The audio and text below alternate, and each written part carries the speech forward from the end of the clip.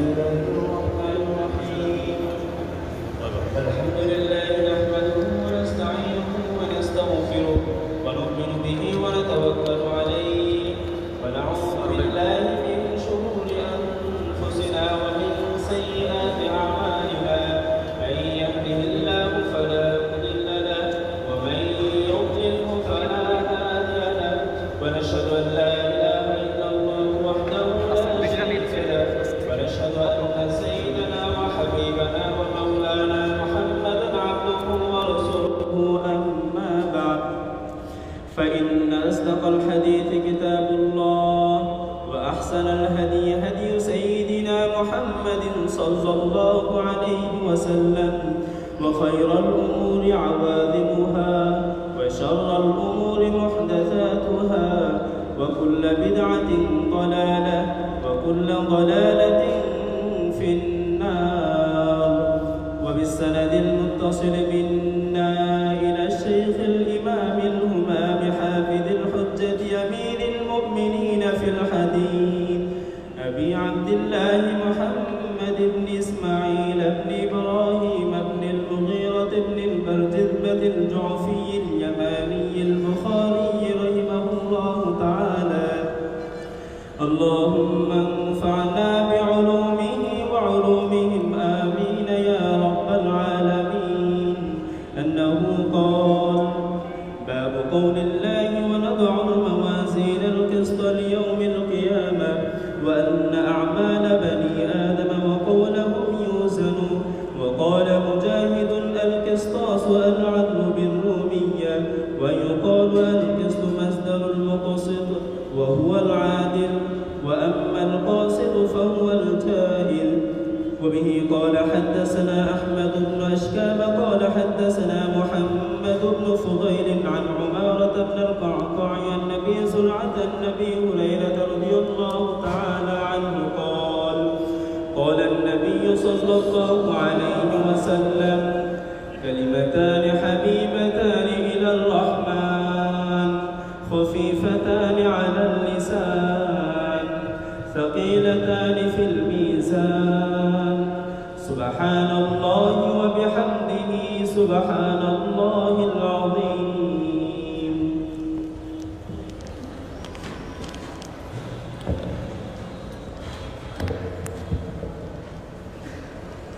بسم الله الرحمن الرحیم. ابھی اس طالب علم نے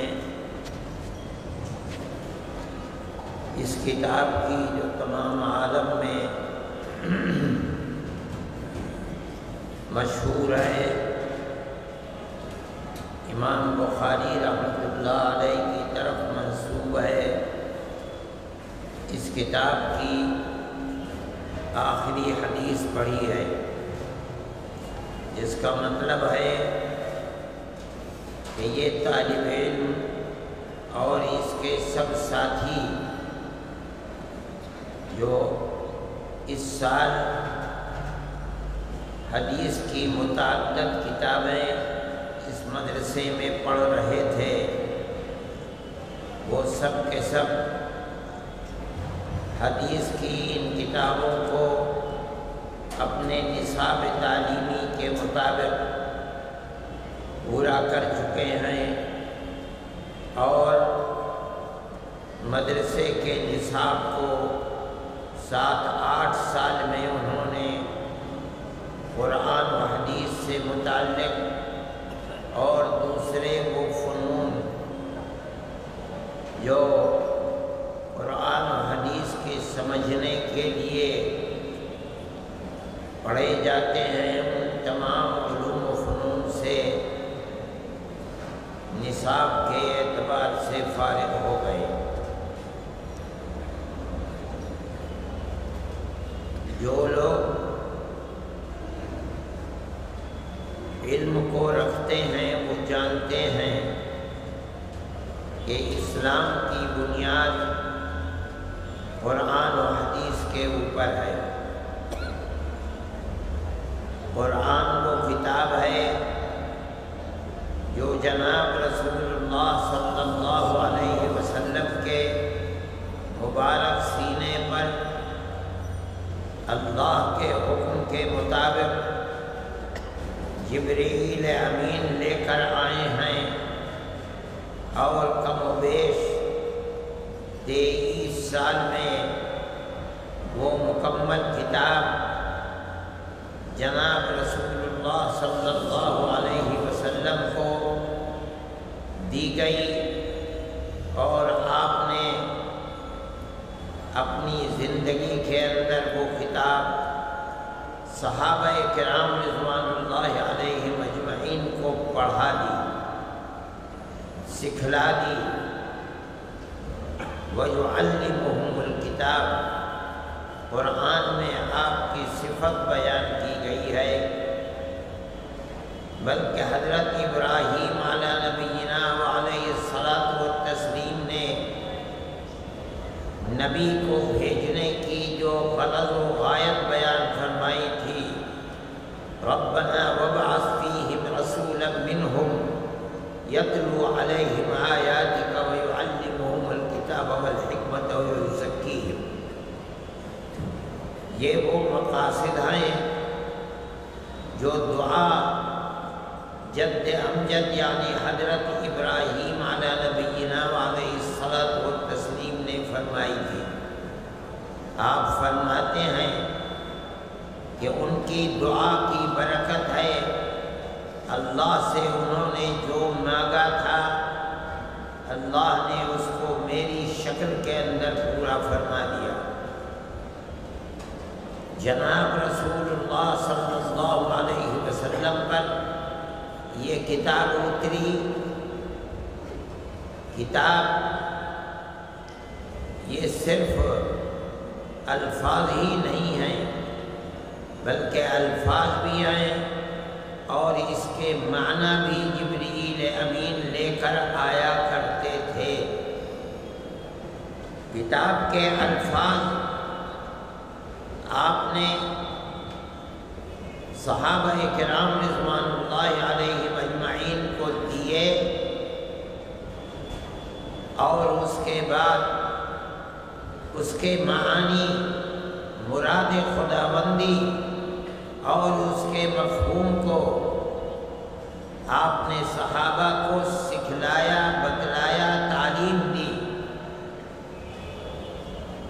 یہ وہ احادیث ہیں جو در حقیقت قرآن کی وہ تفسیر ہے جس کو اللہ نے جبریل امین کے واسطے سے جناب رسول اللہ صلی اللہ علیہ وسلم کے پاس بھیجا تھا۔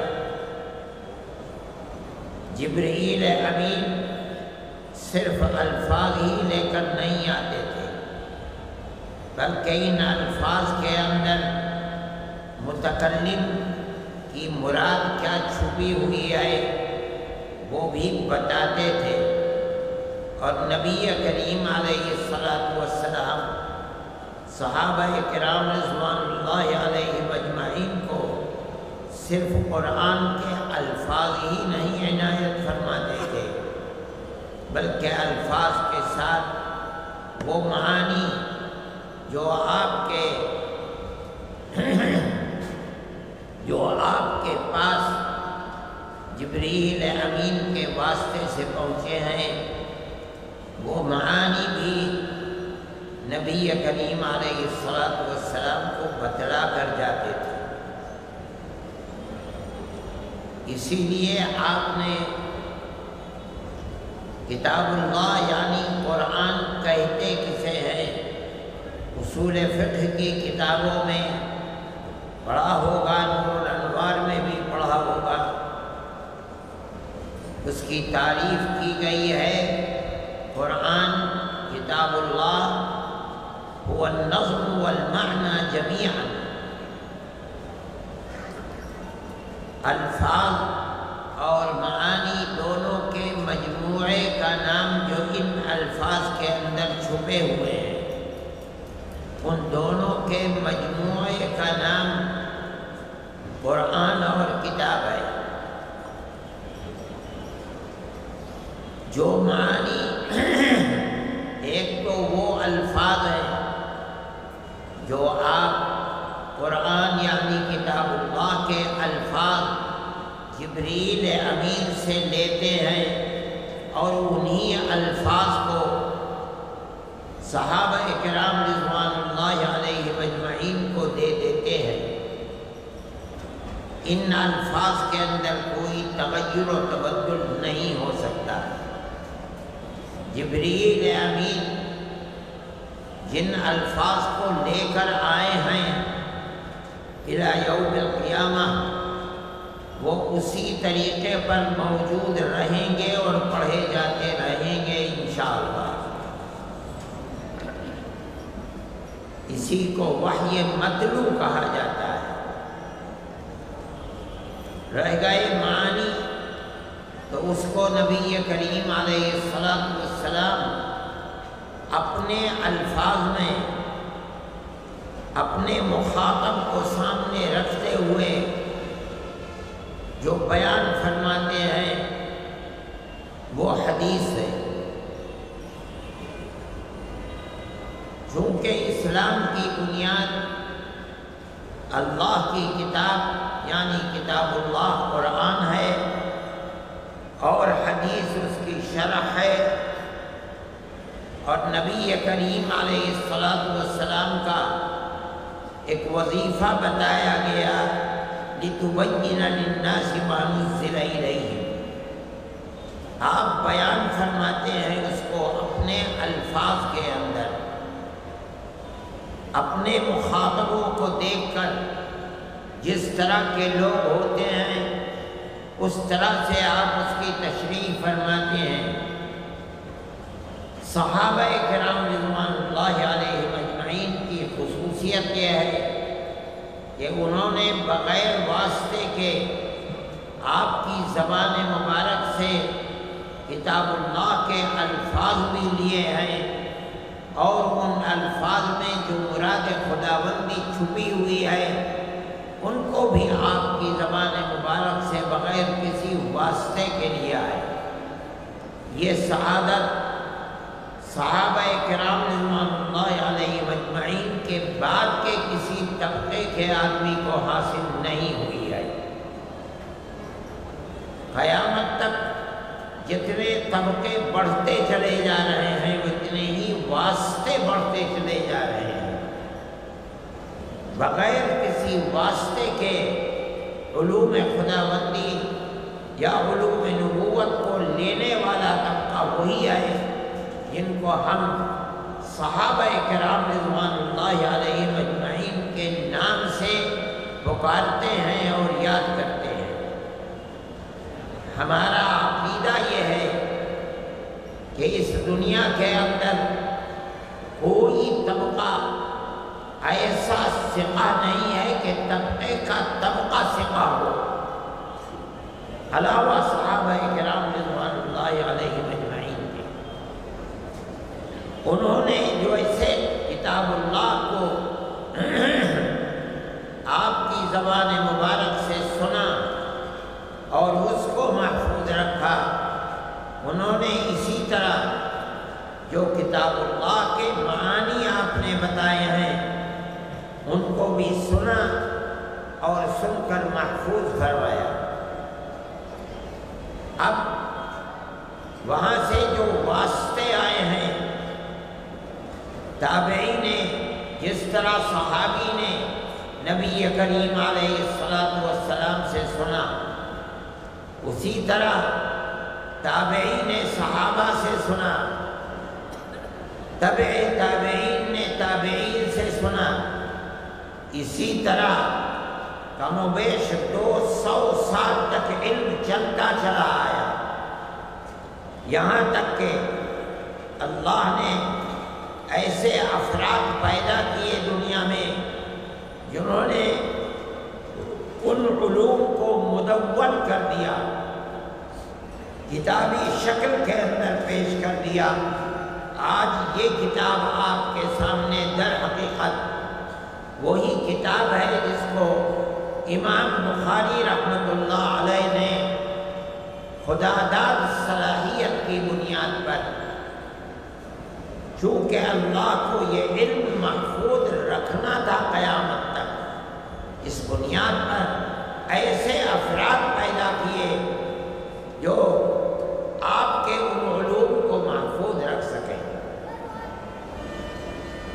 آپ کی پوری زندگی ہو یا آپ کے پیش کردہ علوم ہوں، چاہے وہ عقائد سے متعلق ہوں، چاہے وہ علوم عبادات سے متعلق ہوں، چاہے وہ علوم معاملات سے متعلق ہوں، چاہے وہ علوم معاشرت سے متعلق ہوں، چاہے وہ علوم اخلاق سے متعلق ہوں وغیرہ، کسی نبی کے ماننے والوں نے اپنی نبی کے پیش کیے ہوئے علوم اور زندگی کو اس طرح محفوظ نہیں کیا اور نہیں رکھ سکی کوئی امت جس طرح امت محمدیہ علی صاحبہ الصلاۃ والسلام نے اپنے نبی کے علوم اور اس کی زندگی کو محفوظ رکھا ہے۔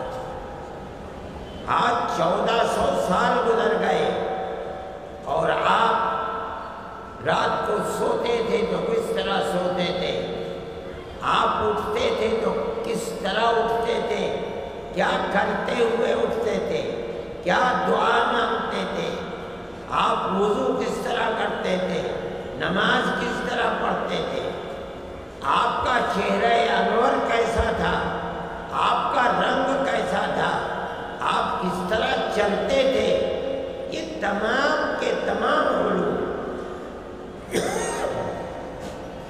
امت محمدیہ علی صاحب الصلاۃ والسلام کو یہ سعادت اللہ کی طرف سے ملی ہے کہ انہوں نے نبی کے ان علوم کو محفوظ رکھا ہے۔ آپ اگر عیسائیوں سے پوچھیں وہ نہیں بتا سکیں گے، آپ یہود سے پوچھیں وہ نہیں بتا سکیں گے۔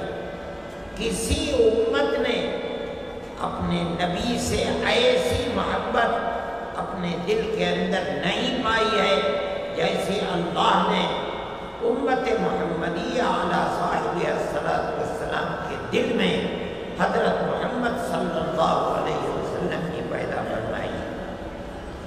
یہ حدیث کی ایک کتاب ہے جس کے اندر ساری دنیا اس پر متفق ہے کہ یہ کتاب اصح الکتب بعد کتاب اللہ ہے۔ امام بخاری رحمۃ اللہ علیہ نے ایک زمانے تک عرق ریزی کر کے، رات اور دن محنت کر کے، خدا داد صلاحیتوں کی بنیاد پر لاکھوں احادیث کے اندر سے ایک مجموعہ اخذ کیا اور متعین کیا اور اس کو اس کتاب کے اندر جمع کر دیا۔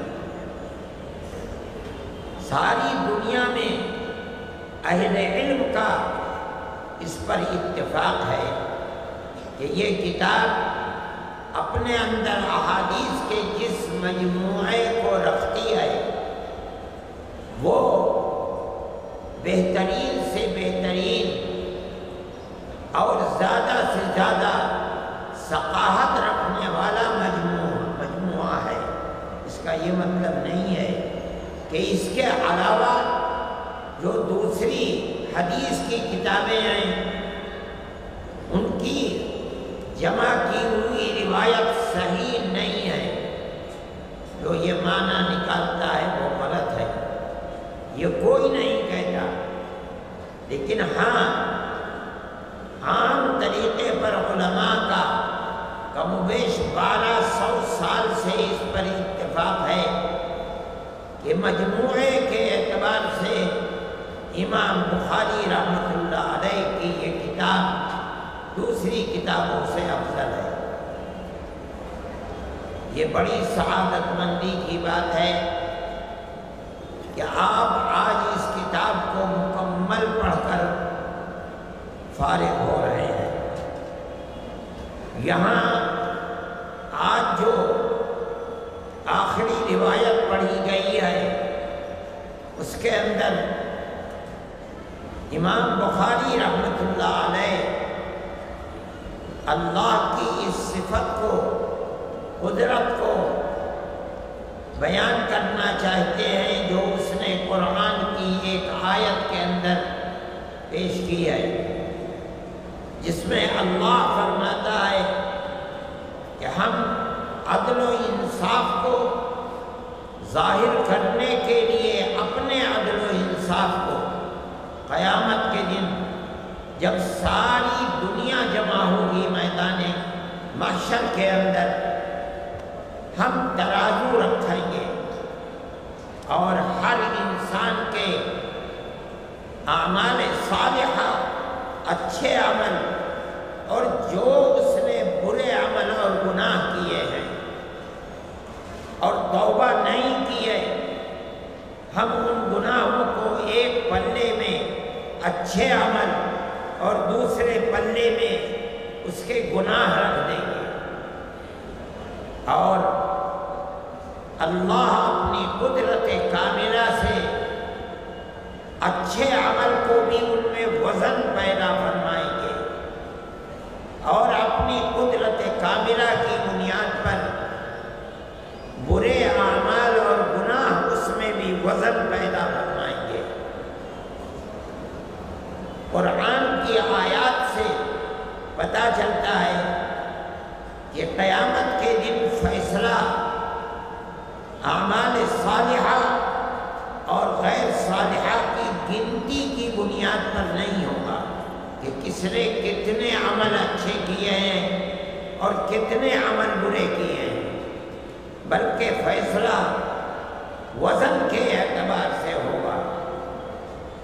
فمن ثقلت موازینہ فهو فی عیشۃ راضیہ ومن خفت موازینہ فأمہ ہاویہ۔ وہی اس کو بتا رہے ہیں کہ ہم قیامت کے دن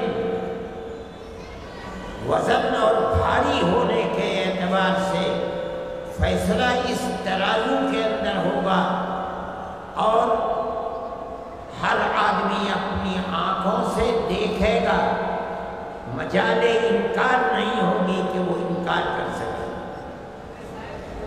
اور اس کا کوئی اچھے سے اچھا عمل اور برے سے برا عمل، چاہے وہ کتنا ہی چھوٹا ہو،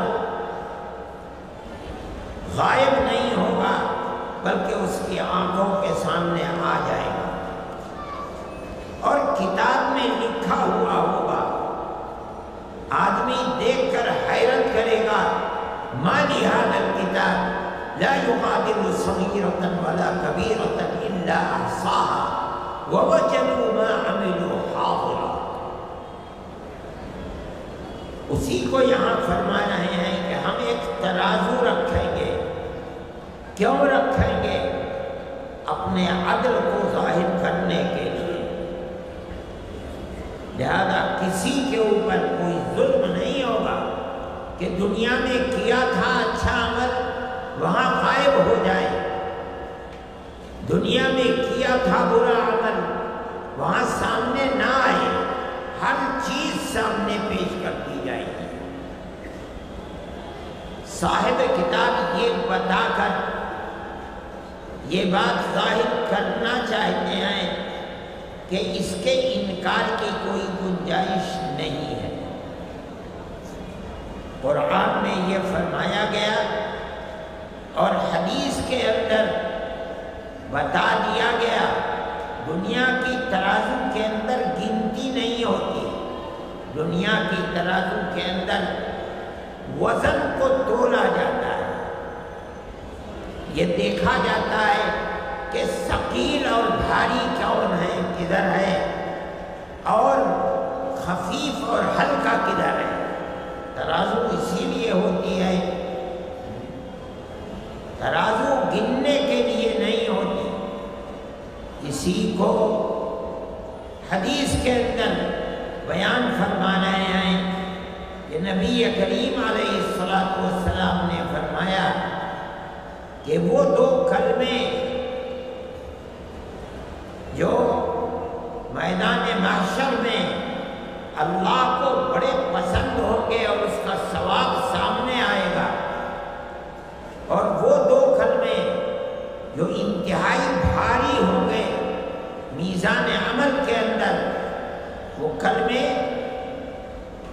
یہ کلمے ہیں جن کو سبحان اللہ و بحمدہ سبحان اللہ العظیم کہا گیا ہے۔ پتہ چلا کہ ترازو اس لیے رکھی جائے گی، نبی کریم علیہ السلام جو شارح ہیں قرآن کے وہ فرما رہے ہیں کہ ترازو کے اندر بھاری ہوں گے، اس کا مطلب ہے کہ ترازو رکھی جائے گی، اس ترازو میں تولا جائے گا۔ یہ انسان کی اپنے نصیب کی بات ہے کہ آیا اس ترازو کے پلے کے اندر اعمال صالحہ بھاری ہوتے ہیں یا اعمال غیر صالحہ بھاری ہوتے ہیں۔ صاحب کتاب آخری ابواب میں در حقیقت ان فرق باطلہ کا رد کر رہے ہیں جو لوگ صحابہ کرام رضوان اللہ علیہم اجمعین کے نبی کریم علیہ السلام سے لیے ہوئے علم کو اپنے عقل کی بنیاد کے اوپر اس کی تعبیر کرتے ہیں، جو تعبیر صحیح نہیں ہے۔ احادیث ان کا رد کرتی ہیں، اس کے باوجود بھی وہ اس پر قائم ہے عقل کی بنیاد پر۔ ایک طبقہ پیدا ہوا نبی کریم علیہ السلام کے تشریف لے جانے کے بعد، جنہوں نے یہ کہا کہ عمل جو ہم کرتے ہیں یا ہماری زبان جو بول رہی ہے، ہم نے مانا، آواز نکلی اور ختم ہو گیا عمل۔ جب یہ عمل اس کا کوئی وجود نہیں ہے تو اس کا وزن کہاں سے ہو جائے گا؟ جب وزن نہیں ہے تو ترازو کا فائدہ کیا ہے؟ ترازو میں تولا کیوں جائے گا؟ اس لیے وہ لوگ یہ کہتے ہیں کہ میزان سے مراد ترازو نہیں ہے، بلکہ میزان بول کر اللہ نے اپنی صفت عدل کو بیان فرمایا ہے کہ ہم قیامت کے دن ترازو رکھیں گے، یعنی اپنے عدل و انصاف کو ظاہر کریں گے، بس۔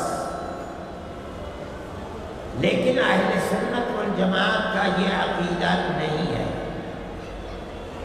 وہ یہ فرماتے ہیں کہ اللہ قرآن میں میزان کہہ رہا ہے، میزان ترازو کو کہا جاتا ہے جس کے اندر وزن کو تولا جاتا ہے، اور جناب رسول اللہ صلی اللہ علیہ وسلم جو شارح قرآن ہیں، جن کو علم جبرائیل امین نے لا کر اللہ کی طرف سے دیا ہے، وہ فرما رہے ہیں کہ ترازو کے اندر اچھے اعمال کا وزن ہوگا، کسی عمل کی پسندیدگی عند اللہ بہت زیادہ ہے، اس کا کسی عمل کی پسندیدگی زیادہ ہے، اس عمل کا وزن بھی بہت زیادہ ہوگا۔ یہی بنیاد ہوگی کسی عمل کے اندر، نیک عمل میں وزن کی، اور یہی بنیاد ہوگی برے عمل کے اندر وزن کی۔ جو اللہ کو جتنا ناپسندیدہ ہے، اتنا ہی خرابی کے اعتبار سے اس کا وزن ہوگا۔ کوئی ایسا بھی برا عمل ہوگا جو سارے اعمال صالحہ کو برباد کر کے رکھ دے گا،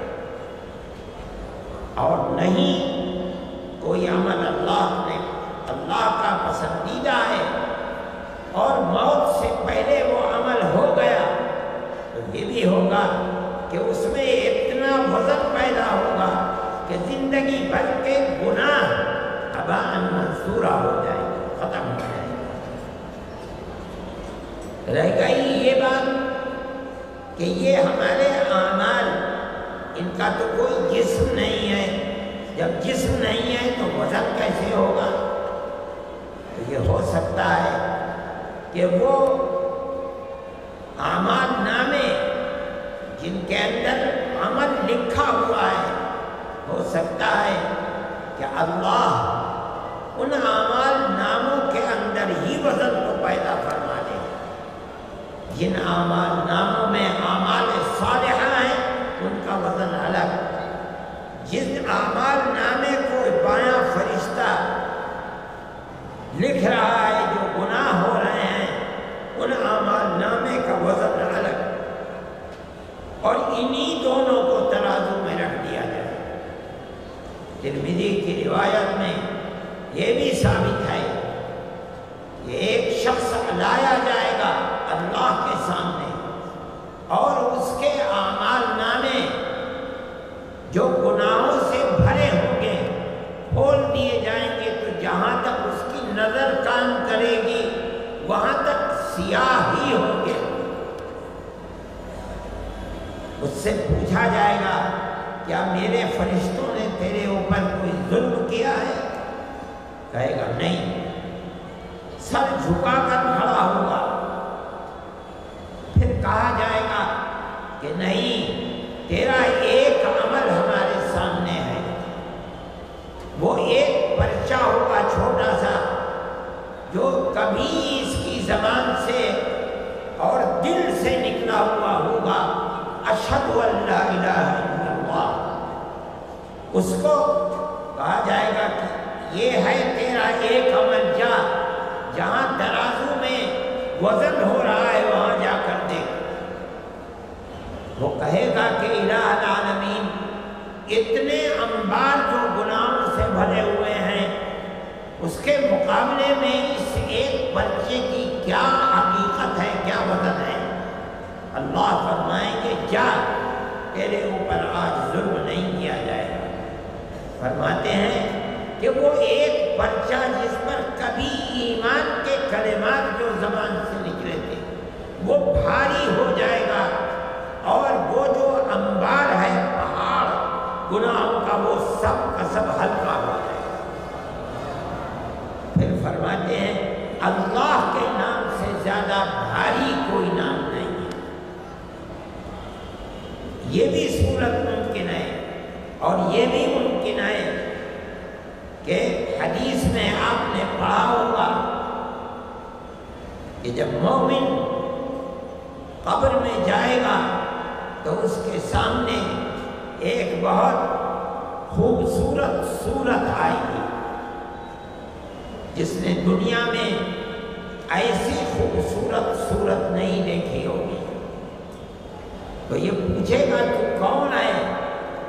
تو یہاں کہاں میرے پاس آیا ہے جہاں کوئی مونس اور غمخوار نہیں ہے؟ تو کہاں سے آیا؟ کون ہے تو یہ کہے گا انا عملک الصالح، میں تیرے وہ اچھے عمل ہوں جو تو دنیا میں کیا کرتا تھا۔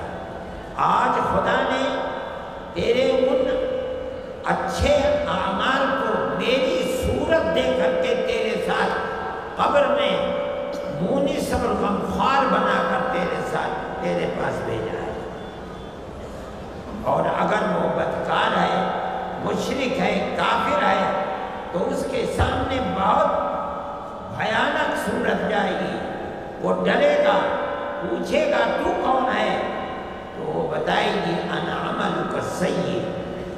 تو یہ بھی ہو سکتا ہے کہ اللہ تعالی ہمارے ان اعمال کو، اقوال کو جو فرشتہ لکھ رہا ہے، ہو سکتا ہے میدان محشر میں جب ترازو پر رکھا جائے تو اللہ ان کو ایک صورت عطا فرما دے اور اس صورت کے اندر وزن پیدا فرما دے، اور اسی بنیاد کے اوپر وہاں فیصلہ کر دیا جائے کہ اب یہ نامہ اعمال یہاں سے اس کے داہنے ہاتھ میں دیا جائے، یا اگر اعمال غیر صالحہ بھاری ہو گئے تو یہ اس کے بائیں ہاتھ میں دیا جائے۔ یہی فیصلہ ہوگا کہ آیا یہ جنت میں جائے یا یہ جہنم کا کنڈا بن کر جائے گا۔ فَأَمَّا مَنْ أُوتِيَ كِتَابَهُ بِيَمِينِهِ، وہ شخص جس کی کتاب اس کے دائیں ہاتھ میں دی گئی ہے، یعنی اس کا وزن اعمال صالحہ کا بھاری ہو گیا. فَهُوَ فِي عِيشَةٍ رَاضِيَةٍ، یعنی فَيَقُولُ هَاؤُمْ اقْرَءُوا کتابیہ، جو سامنے آئے گا خوشی کے مارے پھولا نہیں سمائے گا، کہے گا آؤ آؤ آؤ، دیکھو دیکھو اس میں لکھا کیا ہے. مجھ کو ویسے ہی تھوڑے ہی مل گئے، میں دنیا میں کرتا کیا تھا، آؤ دیکھو اس کو.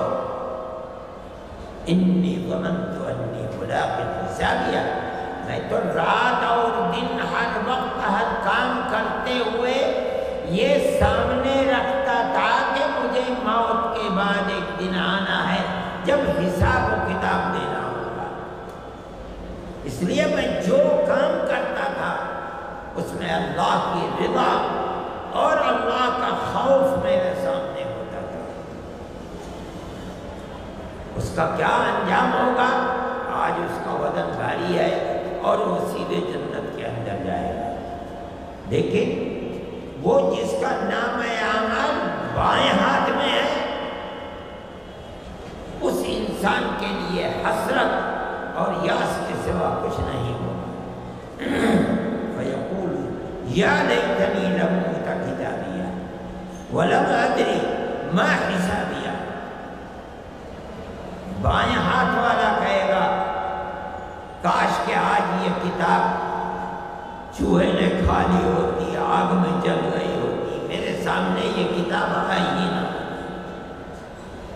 میں نے تو کبھی دنیا میں خیال بھی نہیں ہوا کہ حساب و کتاب ہے کیا چیز. لوگ کہا کرتے تھے کہ قرآن نے کہا ہے حساب و کتاب دینا ہوگا. میں کہتا تھا ارے پرانی باتیں ہیں، ختم ہو گئی. بابر بعائش کوش کی دنیا دوبارہ نہیں، جو کرنا ہے کر چل، پھر تھوڑی ہی دنیا ملے گی. یہ انجام ہے. یہ سبق در حقیقت وہ لوگ جو میزان عمل کا یقین نہیں کرتے اپنے عقل کی بنیاد پر، انہی کی تردید کے اندر یہ بات امام بخاری رحمۃ اللہ علیہ لے کر آئے ہیں اور حدیث سے اس کی تائید بیان فرماتے ہیں. وہ صرف یہی ایک کلمہ ثقیلتان فی المیزان، اور پہلا جملہ جو ہے حبیبتان الی الرحمن، وہ یہ بتا رہا ہے کہ ثقل فی المیزان کے لیے ضروری اور بنیاد ہے کہ وہ اللہ کی پسندیدہ چیز ہے. لہذا اتنا ہی ثقل اس میں پیدا ہو جائے گا اور انسان جنت کا مستحق بن جائے گا. اسی کو فرما رہے ہیں. وہ کلمات کیا ہیں؟ سبحان اللہ و بحمدہ سبحان اللہ العظیم. یہ آخری حدیث کا درس تھا. حقیقت یہ ہے کہ میں ہمیشہ لوگوں سے کہتا ہوں کہ یہ حق کسی شخص کا نہیں ہے کہ اس کو اس سے بخاری کا آخری سبق پڑھایا جائے. جب استاد محترم نے سال بھر جس طرح چڑیا اپنے بچے کی چونچ میں دوسری جگہ سے لاتی ہے اور ڈالتی ہے، اس استاد نے سال بھر آپ کو اس طرح علم سکھلایا. اسی کا یہ حق تھا کہ وہ اس کتاب مبارک کا آخری سبق بھی پڑھا تھا. مگر مجھ جیسا کم علم اور تہیدس نااہل بے بضاعت آدمی حکم دیا گیا اور میں نے ان کے حکم کی تعمیل کی. میں اپنی بے بضاعتی پر شکوہ کروں تو کس سے کروں؟ کوئی سنتا بھی نہیں ہے. آپ حضرات کو یہ سعادت میسر ہوئی. میں آخری بات کہہ کے اپنی بات کو ختم کرتا ہوں. جو آدمی قرآن کی تلاوت کرتا ہے، جتنی کرتا ہے، اس کا تعلق جناب باری تعالیٰ جل شانہ سے اور وہ ذات والا صفات جو اس کے سینے پر قرآن کو اتارا ہے اس سے تعلق بڑھ جاتا ہے، قائم ہو جاتا ہے۔ اسی وجہ سے اس کو جنت میں پہنچایا جائے گا، شفاعت کا حق دیا جائے گا، اور جنت میں پہنچا کر یہ کہا جائے گا کہ پڑھ، اور جہاں تک جس طرح دنیا میں پڑھتا تھا اور جنت میں اعلیٰ سے اعلیٰ مقام حاصل کرتا رہو، جہاں تیرا قرآن ختم ہوگا وہیں تیرا جنت میں مسکن بنے گا۔ اس لیے کہ یہ چنا ہوا آدمی، ثم اورثنا الکتاب الذین اصطفینا من عبادنا، ہم نے منتخب کیا ہے، چنا ہے، ہم نے ان کو اللہ کی کتاب کا وارث بنایا ہے۔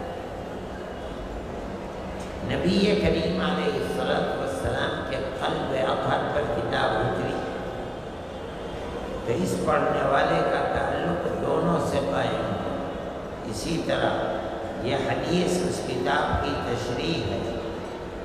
جو لوگ دنیا کے اندر حدیث کو پڑھتے ہیں، پڑھاتے ہیں، لکھتے ہیں، شرح کرتے ہیں، جس طرح بھی حدیث کے ساتھ اپنا شغل رکھتے ہیں، در حقیقت ان کا رشتہ اور تعلق جناب رسول اللہ صلی اللہ علیہ وسلم سے بڑا مضبوط ہوتا رہتا ہے۔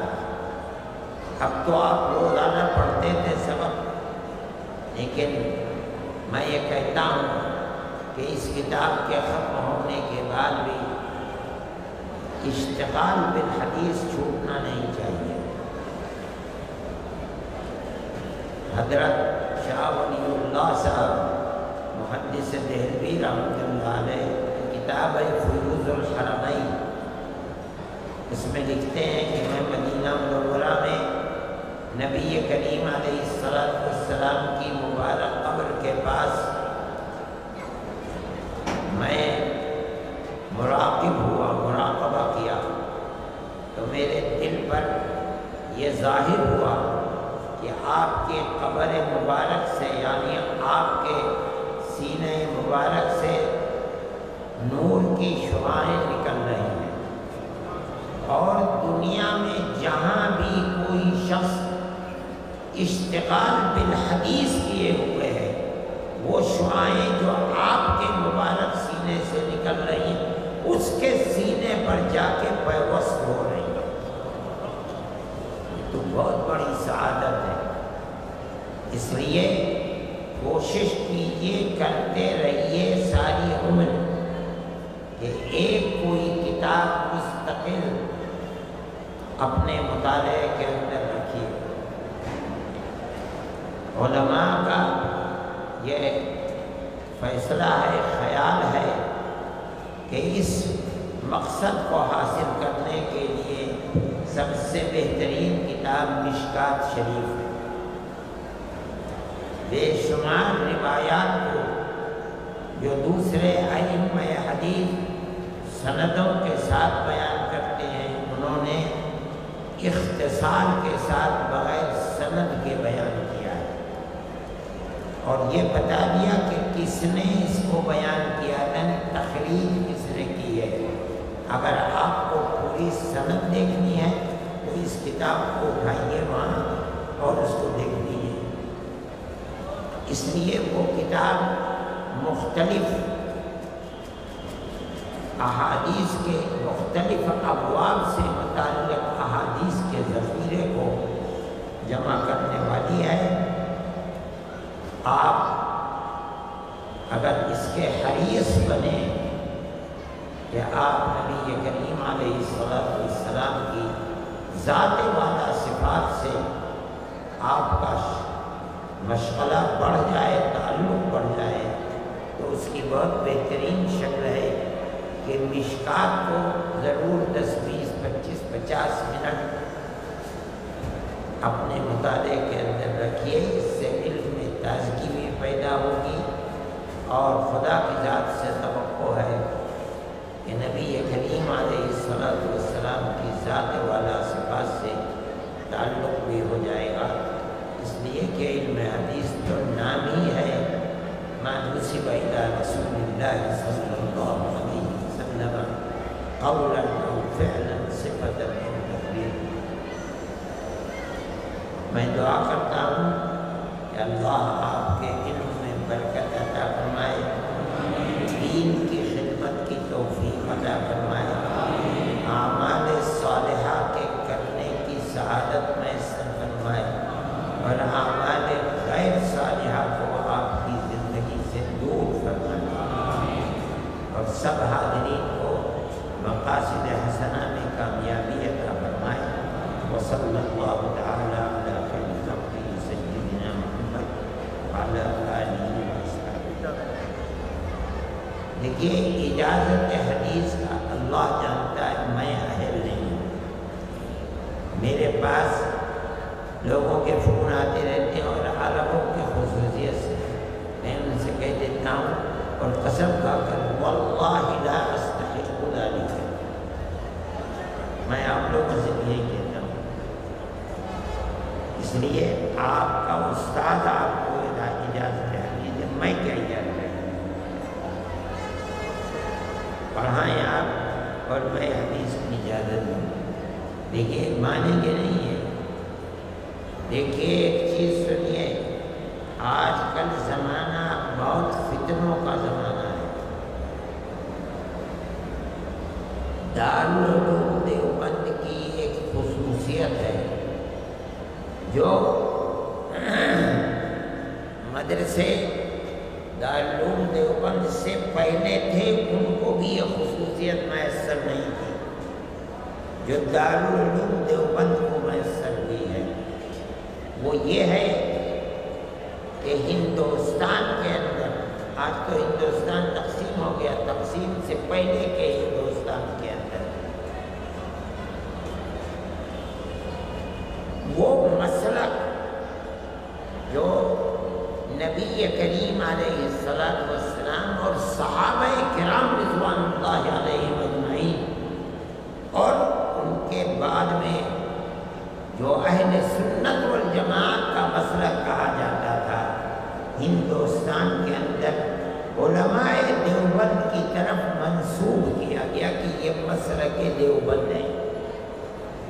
اس کا یہ مطلب ہرگز نہیں کہ یہ کوئی خاص مسلک ہے جن کو ہمارے اکابر نے بنایا، نہیں، غلط ہے، جھوٹ ہے۔ مطلب یہ ہے کہ ہندوستان کے اندر جہاں حق واضح نہیں تھا، لوگوں نے طرح طرح کے عقائد بنا لیے تھے، اور وہ عقیدہ اور وہ مسلک جو صحابہ کرام رضوان اللہ علیہ اجمعین اور تابعین سے ثابت تھا، وہ مکمل طور پر باقی نہیں تھا۔ اللہ نے علماء دیوبند نمبر پہلے مولانا رشید احمد صاحب گنگوئی، اور اس کے بعد مولانا قاسم صاحب نانوتوی، پھر اس کے بعد حضرت شیخ الہند، پھر اس کے بعد حضرت تھانوی، پھر اس کے بعد حضرت مدنی۔ یہ 5-6 آدمی ہیں جن کو کہا گیا کہ انہوں نے اس مسلک کو مضبوط کیا ہے جو صحابہ اور تابعین متقدمین کا مسلک تھا۔ اب ساری دنیا کے اندر ایسے لوگ جنہوں نے کبھی دیوبند کو دیکھا بھی نہیں ہے، وہ مسلک دیوبند کی رسی کو پکڑے ہوئے ہیں۔ آج کا زمانہ بہت فتنوں کا زمانہ ہے۔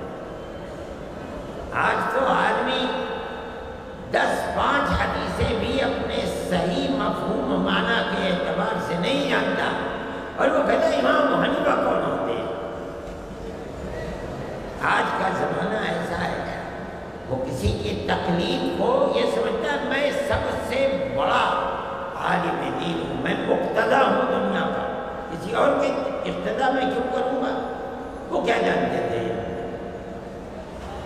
میں اجازت نہیں دیتا ہوں، لیکن میرے پیچھے پڑ جاتے ہیں تو میں اس شرط پر اجازت دیتا ہوں کہ جو علماء دیوبند کو جن کے میں نے نام دیے ان کے مسلک کو اپنا زندگی بھر کا مسلک بناتا ہے اور اسی پر نجات سمجھتا ہے اور یہ جانتا ہے کہ صحابہ اور تابعین و تبع تابعین کا یہی مسلک تھا اور یہی صحیح ہے،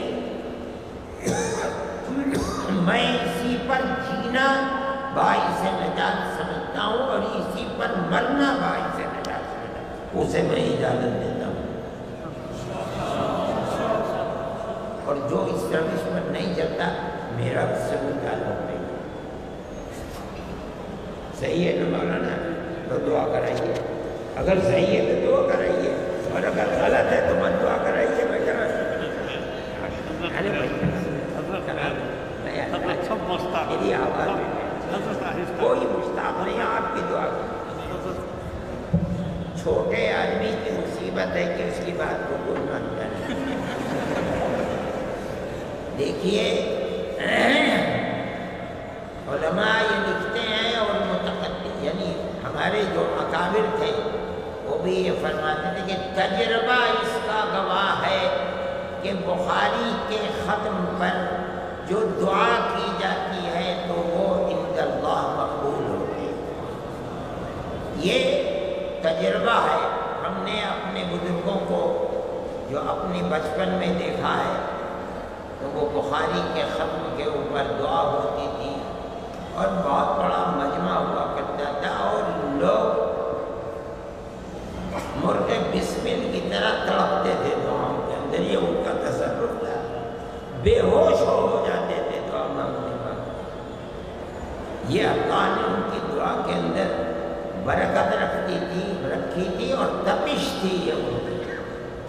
اس سے پہلے کے جو لوگ تھے وہ بھی، بلکہ ایک زمانے تک ایسا رہا کہ اگر کوئی مصیبت کا شکار ہوتا تھا اور وہ دارالعلوم کا معاون ہوتا تھا اور وہ درخواست کرتا تھا تو دارالعلوم میں ختم بخاری کر کے دعا کرائی جاتی تھی اس کے لیے، اور چھوٹے چھوٹے سپارے یعنی 5-5 صفحے کے بنے ہوئے تھے، وہ طلبہ میں تقسیم کر دیے جاتے تھے، طلبہ پڑھ لیتے تھے، اس کے بعد دعا ہوا کرتی تھی۔ اسی بنیاد پر کہ تجربہ یہ ہے کہ ختم بخاری کے بعد جو دعا ہوتی ہے اللہ اس کو قبول فرماتا ہے۔ میں اب بھی گزارش کرتا ہوں کہ یہ کرائیں دعا، انہوں نے سال بھر پڑھایا ہے، برکت ہے۔ میں نے تو بخاری کا ایک سبق بھی نہیں پڑھایا کبھی، مجھ سے کہا گیا کہ تم بخاری پڑھاؤ، میں نے وہ ایک میں نہیں پڑھا۔ اس لیے میں گزارش کرتا ہوں بھائی یہ طلبہ ہے، آپ کے طالب علم میرے طالب علم نہیں ہیں۔ ہاں میں بھی کہہ رہا ہوں ایسے ہی۔ اچھا بھائی میں جہرن دعا نہیں کرتا، میں دعا کروں گا سرن، کہ میں اسی لیے کہہ رہا تھا آپ کرا دیں۔ اللهم إنا نشهدك